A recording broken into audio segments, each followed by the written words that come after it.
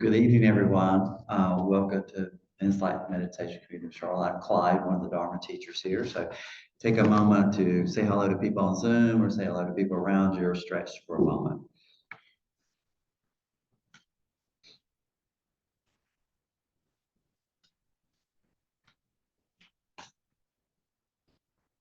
If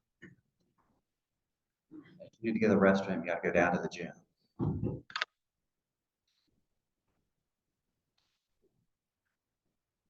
Okay. People got out here. Let's see. We got 17 people plus a few extra like in Cary and places like that. Okay, good. Well, as some of y'all know me, particularly people, the Dharma teachers that have been around for a lot, or people who've been hearing me for a while, I really like to get into a sutta and really take it apart and get into the teachings of the Buddha. I really enjoy doing that.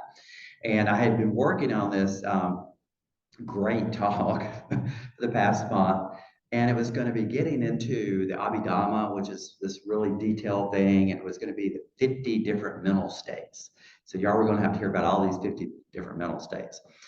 And then after the events of the weekend and things building up to this weekend, I noticed that my stress level had been going up a little bit. My anxiety level had been going up a little bit. And I started thinking, well, what can I do to manage this? And so I thought that might be a little bit more interesting talk than the 50 mental states. So what I'm going to do tonight is to give 10 practices that I use to manage my stress and anxiety. And these are things that I've garnered from the practice. Well, 9 of them come from the practice. The 10th one comes from the Harvard School of Business. So you'll get to that one eventually. Now, these are the ones that I use.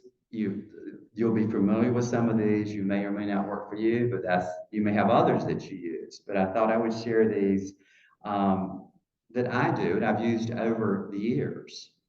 So let's look at these. And some I do every day, and some I do as needed, whenever a situation arises. And they're in no particular order, but I'm going to try to give you, when I go over them, I'll try to give you the importance of why it and what it relates to. So the first one is going to be pretty obvious. That's my mindfulness and meditation practice. Having a daily practice of meditation, of sitting, is very important to me. It gives me a chance to have a place to come to ground, to see it's the practice, particularly the meditation, is so important because you're being able to see what's arising in this moment. That's what we're doing. We're sitting here over and over. What's arising in this moment? Can I be with what's arising in this moment? Whether that's anger or frustration, depression, whatever it is, I'm practicing being in this moment. And so it's so important that I practice that on a daily basis.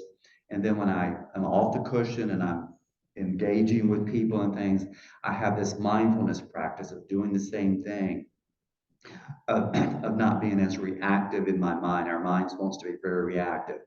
And that's what meditation, mindfulness helps me to do, is be less reactive. And so many things are bombarding us now that we want to react to. Some days I'm fortunate, I can take a Sunday morning and take half a day and do a sit, a walk. And that's when I need it. And sometimes I can feel it. I need that meditation time.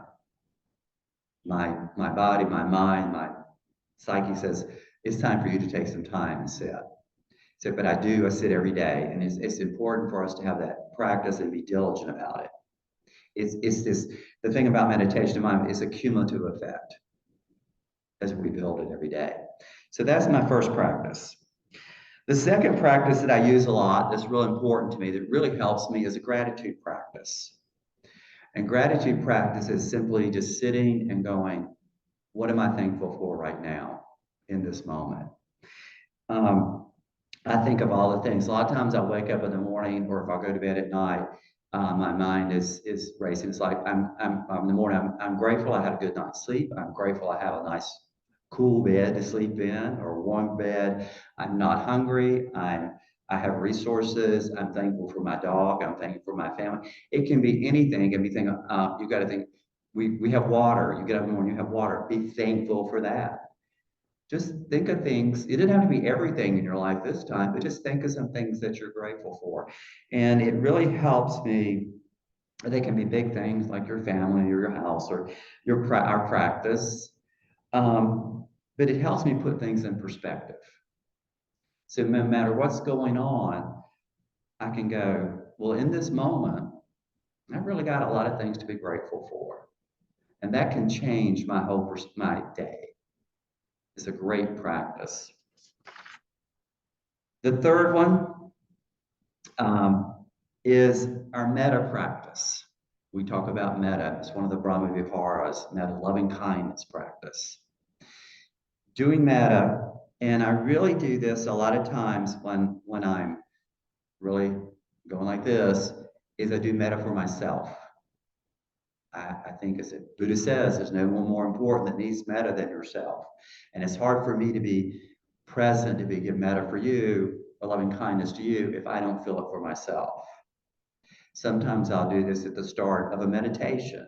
I'll spend the time doing metta for myself. Or sometimes I'll do it like we do here for myself and from others, maybe for some family members or something. I will do that. It helps me calm down and get centered again. It also it helps me break down these barriers too. Just like I want to be safe, protected, and happy, everybody wants that. Even people we may not like or have something against or have anger against. They want to be safe, healthy, protected. Everybody does. So it begins to break down those barriers between me and the other a little bit. Metta is also a great antidote. It is the antidote listed in the teachings for managing anger. So if your anger is arising, you send metta. You're sending metta. You can't be sending metta and be angry at the same time. So if I get angry at someone, I'll sit and send metta to them. So it's the antidote to that. So it helps me it helps me get centered to myself. The next one is something we did kind of here earlier. We did a kind of a body scan. Body scan is a great way to ground.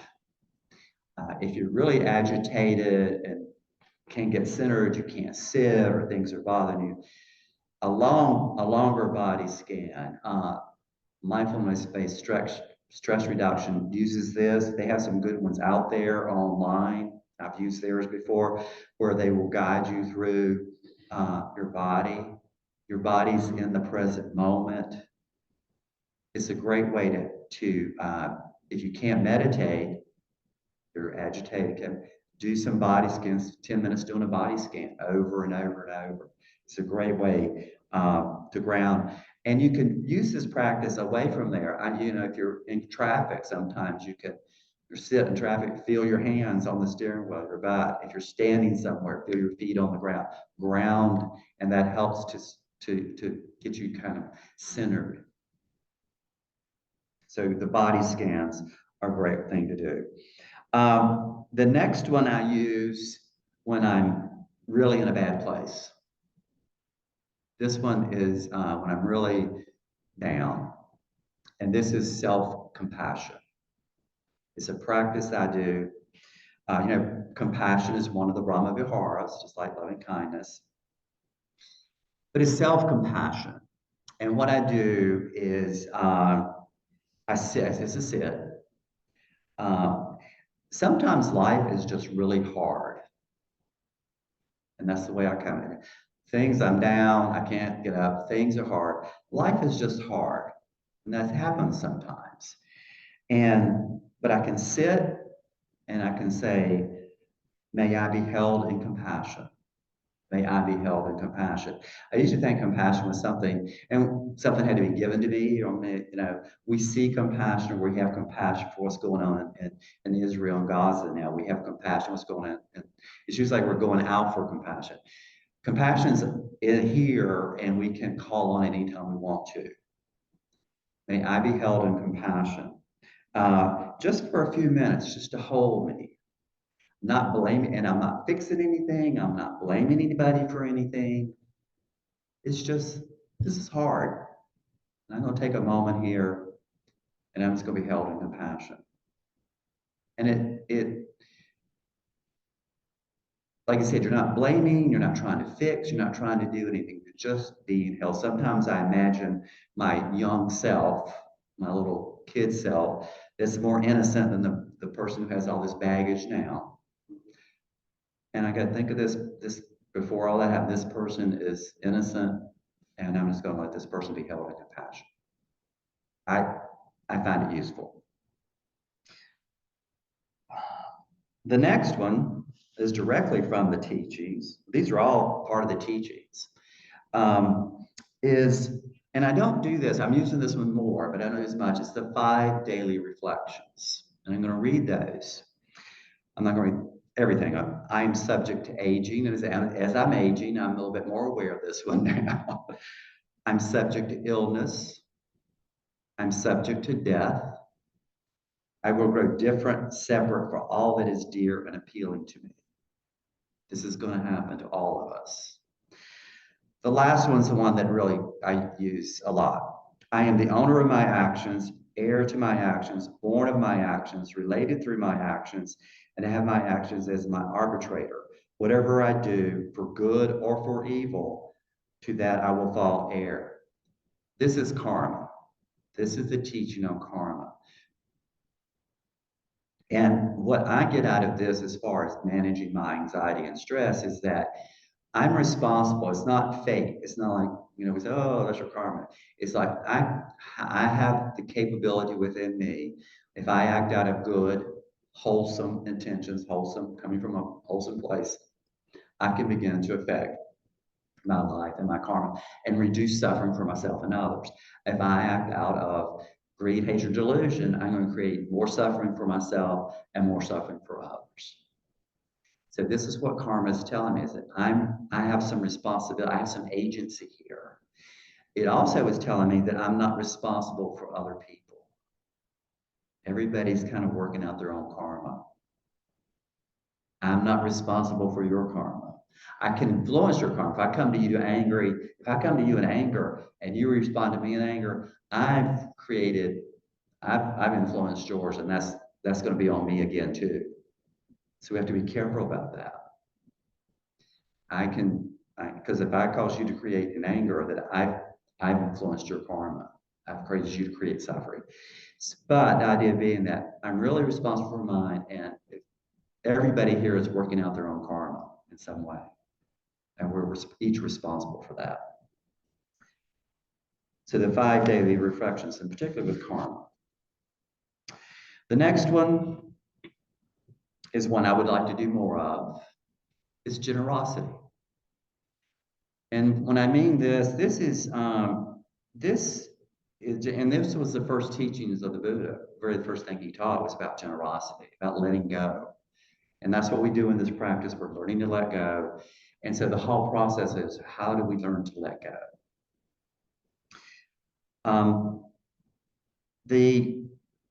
This to me is like volunteering, helping others, doing things. It's not necessarily giving money. It's how do I spend my time?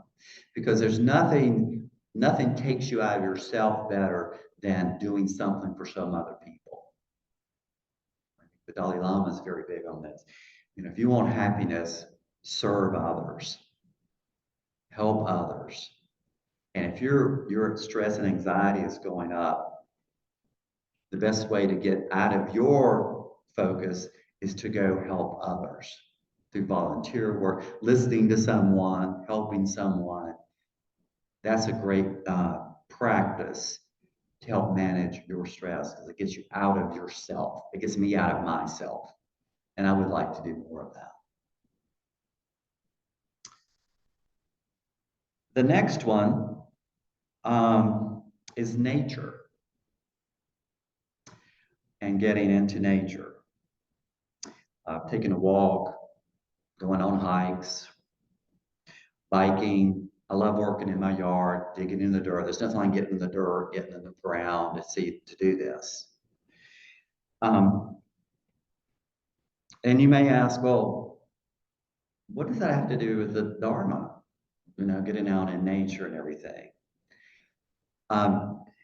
If you want to learn about impermanence, get out in nature.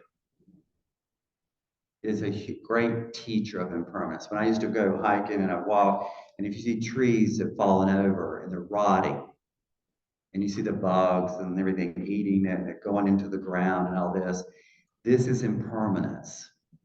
Everything that we're going through is impermanent. Everything's impermanent. Everything we're dealing with now is impermanent.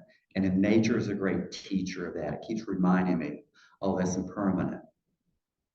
Not only is it impermanent, but also is that, and if you work in your garden, I don't know about y'all, but my things die. They start over again.